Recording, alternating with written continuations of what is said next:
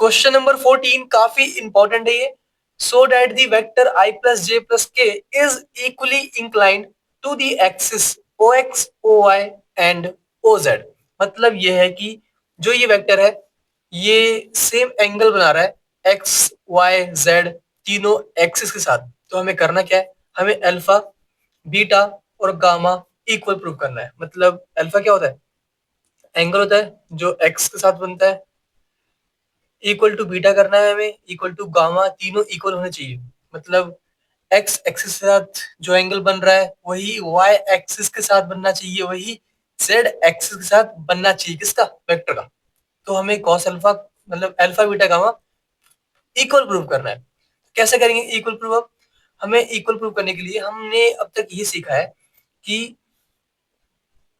हम cos alpha cos beta cos gamma निकाल सकते हैं। अगर हमें एंगल पता हो तो हम ये निकाल सकते हैं, ठीक है। लेकिन हमें एंगल गिवन नहीं है, तो हम क्या करेंगे, हम इसकी हेल्प से ये निकालेंगे, क्या, यूनिट वेक्टर, मतलब scalar component of A vector हम निकालेंगे, जिससे हमें क्या मिलेगा, एल एम एन मिलेगा, है ना, एल एम एन। और एल क्या होता है हमारा, कॉस अल्फा, है ना, याद आया। एम क्या होता है हमारा, कॉस बीटा। एन क्या होता है हमारा, कॉस गामा। तो हमने क्या किया, वेक्टर से, देखो मैं कर रहा हूं पहले, ठीक है। पहले मैं क्या निकालूंगा, यूनिट वेक्टर। इससे फायदा क्या होगा मुझे, इसकी वैल्यू क्या होती है, ए वेक्टर डिवाइड में मैग्नीट्यूड ऑफ ए वेक्टर। तो इसकी वैल्यू आई है हमारे पास, आई प्लस जे प्लस के, ठीक है, और डिवाइड में मैग्नीट्यूड ऑफ ए वेक्टर। इसकी वैल्यू क्या आने वाली है बताओ, मैग्नीट्यूड ए वेक्टर का क्या आएगा, मैं निकाल दूं। मैग्नीट्यूड ऑफ ए वेक्टर हमारे पास क्या आएगा, रूट के अंदर, यहाँ पे वन है कोफिशिएंट, यहाँ पे भी वन है, यहाँ पे भी क्या है, वन। तो वन का स्क्वायर प्लस वन का स्क्वायर प्लस वन का स्क्वायर, मतलब रूट थ्री आ गया हमारे पास, है ना। तो मैं डिवाइड में रूट थ्री लिख दूंगा।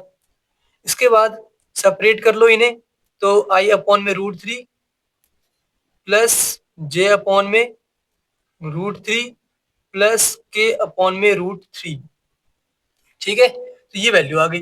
तो बताओ, हम जानते हैं ना कि डायरेक्शन कोसाइंस क्या होते हैं, जो आई के साथ है मतलब वन अपॉन रूट थ्री, जो जे के साथ है वन अपॉन रूट थ्री, और जो के साथ है वन अपॉन रूट थ्री। तो हमें क्या वैल्यू मिली, एल की वैल्यू क्या मिली, तो यहाँ से हमने एल निकाल लिया, जो कि आया हमारे पास one by root three. M आ गया हमारे पास वन बाय रूट थ्री, और एन आ गया हमारे पास वन बाय रूट थ्री। ये क्या होते हैं, डायरेक्शन कोसाइंस, और उनको हम एल एम एन से डिनोट करते हैं। और एल एम एन की वैल्यू क्या होती है, एल हमारा कॉस अल्फा के बराबर होता है, एम हमारा कॉस बीटा के बराबर होता है, एन हमारा कॉस गामा के बराबर होता है। हमने ये बात पहले भी कर रखी है। तो मैं अगर एल की जगह पे कॉस अल्फा लिख दूं तो क्या कुछ फर्क पड़ेगा, नहीं पड़ेगा, है ना। Cos alpha is equal to one by root three. अगर मैं इसकी जगह पे कॉस बीटा लिख दूं, एक ही बात है, वन बाय रूट थ्री। और मैं इसकी जगह पे कॉस गामा लिख दूं तो भी कुछ फर्क नहीं पड़ेगा, एक ही बात है। एन हमारा क्या होता है, कॉस गामा। तो यहाँ पे मैं कॉस गामा लिख रहा हूँ, जिसकी वैल्यू क्या है, वन बाय रूट थ्री। अच्छा, प्रूव क्या करना था हमें, हमें प्रूव करना था कि अल्फा बीटा गामा की वैल्यू इक्वल है। तो यहाँ से अल्फा की वैल्यू निकाल लो।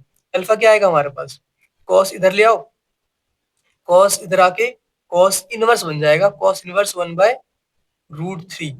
अच्छा, यहाँ से बीटा की वैल्यू क्या आएगी, कॉस को इस साइड ले आओ, मतलब cos inverse one by root three.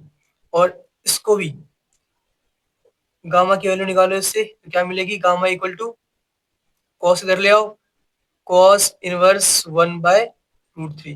क्या ये तीनों इक्वल नहीं है, इक्वल है ना, सेम आ रही है value, cos inverse one by root three, cos inverse one by root three, cos inverse one by root three. तो ये इक्वल में लिख दो, यहाँ पे इक्वल है ना। तो हेंस प्रूफ कि alpha beta gamma is equal, that means they are making equal, क्या बोलते हैं, they are equally inclined with the O X O Y and O Z. ये यहाँ पे लिख देना, हमारा हमारा आंसर कंप्लीट हो गया। ओके।